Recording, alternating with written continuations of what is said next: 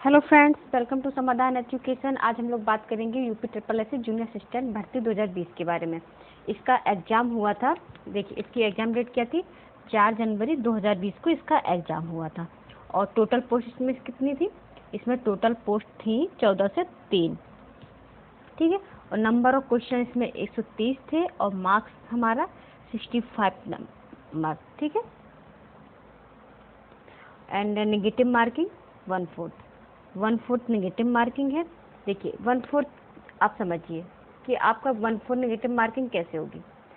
मान लीजिए आपने 4 क्वेश्चन गलत कर दिए, आपने 4 क्वेश्चन गलत किए तो आपका एक क्वेश्चन माइनस हो जाएगा, वो भी सही, जो क्वेश्चन आपने सही किया है, जो क्वेश्चन आपने सही किया है। और 4 क्वेश्चन आपने गलत कर दिए। क्या किए हैं? आपने गलत कर दिए। 4 क्वेश्चन आपने गलत कर दिए हैं और एक क्वेश्चन आपका सही वाला माइनस हो जाएगा। यही हमारी 1/4 नेगेटिव मार्किंग होती है। तो आज हम इसके एक्सपेक्टेड कट ऑफ के बारे में बात करेंगे कि इसका कट ऑफ कितना रहेगा। तो देखते हैं हम लोग इसका कट ऑफ।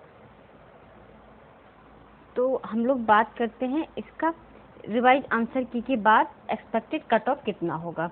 तो हम लोग बात करते हैं कि आपने कितने क्वेश्चन सही किए हैं तो आपको कितने मार्क्स मिलेंगे। तो आप टाइपिंग कर सकते हैं। यदि इतने मार्क्स के बीच आपके मार्क्स आ रहे हैं तो आप अपनी टाइपिंग स्टार्ट कर दीजिए। तो देखिए यूआर का कितना जाएगा?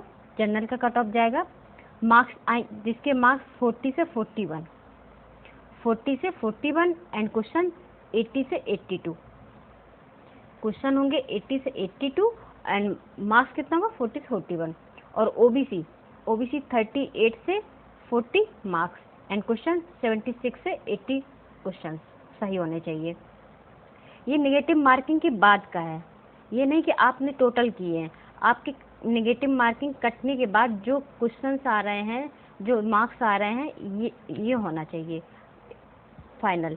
एंड एससी का कट ऑफ 35 से 39 मार्क्स होने चाहिए एंड क्वेश्चन 70 से 78 क्वेश्चन सही होने चाहिए। एंड एसटी का कितना जाएगा? एसटी का 30 से 34 एंड क्वेश्चन 60 से 68। ये इतना यदि आपके बीच आ रहा है। फीमेल का देख लेते हैं, फीमेल का कितना होना चाहिए। तो फीमेल के लिए कट ऑफ कितना होना चाहिए? फीमेल के लिए मार्क्स 35 से 40 के बीच होना चाहिए एंड क्वेश्चन 70 से 80 क्वेश्चन आपके सही होने चाहिए। यदि आप लोगों के इतने क्वेश्चन सही हो रहे हैं, इतने मार्क्स के बीच आपके मार्क्स आ रहे हैं, ऐसा नहीं बिल्कुल फिक्स हो गया ये, आप 35-40 के बीच की, आपके 36 भी हो सकते हैं, 37 भी हो सकता है, 40 से 1-2 क्वेश्चन मतलब मार्क्स माइनस प्लस भी हो सकता है, यहाँ भी माइनस प्लस हो सकता है, 40 से भी अबव माइनस प्लस हो सकता है। ये एकदम फिक्स नहीं है कि आपका कट ऑफ इतना ही रहेगा। इससे ऊपर नीचे कुछ नंबर का अंतर आ सकता है और कुछ क्वेश्चंस का भी अंतर आ सकता है। तो ये एक्सपेक्टेड कट ऑफ है, मे भी हो सकता है कि इतना कट ऑफ जाएगा। तो जिसका इतने मार्क्स के बीच SC, OBC, ST, SC, female, इतने मार्क्स के बीच जिसका मैंने आपको बताया है, उसके बीच जिसके मार्क्स आ रहे हैं वो अपनी टाइपिंग करना स्टार्ट कर दें, क्योंकि अब रिजल्ट आने वाला है। टाइपिंग आपको कितना करना है? आपको हिंदी में करना है 25 WPM और इंग्लिश में 30। इंग्लिश में 30। टाइपिंग में थोड़ा टाइम लगता है। आप सोचेंगे कि 1 महीने में आप टाइपिंग स्पीड बना ले जाएंगे तो नहीं बना पाएंगे। आपको कम से कम 3 मंथ देने पड़ेंगे। टाइपिंग के लिए आपको कम से कम 3 मंथ देने पड़ेंगे, तभी आप अपनी स्पीड बना पाएंगे। क्योंकि आप इंग्लिश की आप जल्दी टाइपिंग कर भी सकते हैं कि आप 30 WPM कर ले जाएंगे, पर हिंदी में थोड़ा टाइम लगता है। हिंदी की टाइपिंग थोड़ा टफ होती है। तो आपके मार्क्स इतने आ रहे हैं तो आप लोग अपना टाइपिंग करना स्टार्ट कर दीजिए। और देखिए, आप इसमें कंफ्यूज होंगे कि आप सोच रहे होंगे कि इसका रिजल्ट कब तक आएगा। तो मे भी हो सकता है इसका रिजल्ट लास्ट जुलाई अगस्त के बीच आ जाएगा। अब टाइम नहीं लगेगा, रिजल्ट आना स्टार्ट हो गया है, तो जुलाई अगस्त के बीच इसका रिजल्ट आ जाएगा। तो मान लीजिए रिजल्ट आएगा, इसके मान लीजिए वो लोग 15 डेज या 1 मंथ के बाद टाइपिंग कराना स्टार्ट कर सकते हैं। तो देखिए, आप लोग कंफ्यूज होंगे कि इसमें नॉर्मलाइजेशन होगा कि नहीं होगा। होगा, नॉर्मलाइजेशन तो होगा, बट ज़्यादा इफेक्ट नहीं आएगा, कोई ज़्यादा अंतर नहीं आने वाला है। चाहे आपका पेपर सिर्फ फर्स्ट में दिया हो या आपने सिर्फ सेकंड में दिया हो, कि आप सोच रहे हो कि मेरे 5 मार्क्स बढ़ जाएंगे, 10 मार्क्स बढ़ जाएंगे, ऐसा कुछ हो जाएगा, तो ऐसा कुछ नहीं होने वाला। मुश्किल से नॉर्मलाइजेशन में हो सकता है तो 1-2 मार्क्स का अंतर आ सकता है, 1-2 मार्क्स का अंतर आ सकता है, कि मान लीजिए शिफ्ट 1 में 1 मार्क्स बढ़ जाए या शिफ्ट 2 में 1 मार्क्स बढ़ जाए, बस 1-2 मार्क्स का अंतर आ सकता है नॉर्मलाइजेशन में। और ये भी हो सकता है कि एक मार्क्स भी ना बढ़े। आप देखिए, रिवाइज आंसर की के बाद कोई भी इफेक्ट नहीं आया है, जैसी पहले आंसर शीट आई थी वही आंसर शीट वही सेम है। यहाँ कोई भी क्वेश्चन यहाँ से, हाँ सिर्फ फर्स्ट में चेंजिंग हुई है, 1-2 क्वेश्चन का अंतर आया है, बट सेकंड शिफ्ट में सेम टू सेम है। तो मैंने जो कट ऑफ बताया है, आप उस कट ऑफ के अकॉर्डिंग देख लीजिए आपके मार्क्स बन रहे हैं, आप कितने क्वेश्चन सही बन रहे हैं, तो आप टाइपिंग करना स्टार्ट कर दीजिए। आप देखिए, आपको हिंदी में टाइपिंग किस में करना है? आपको हिंदी की टाइपिंग कुर्ती देव पर करनी है, और मंगल फोन पर भी आप कर सकते हैं। मेरे ख्याल से देखिए, मैं आपको बताती हूँ, कुर्ती देव पे हिंदी में टाइपिंग करना थोड़ा टफ होता है, उसमें आपको थोड़ा ज़्यादा टाइम देना पड़ेगा, तो आपके पास उतना टाइम है नहीं।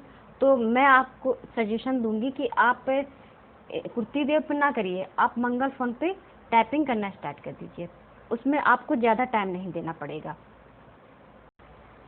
तो आप लोग मंगल फोन पे टाइपिंग करना स्टार्ट कर दीजिए।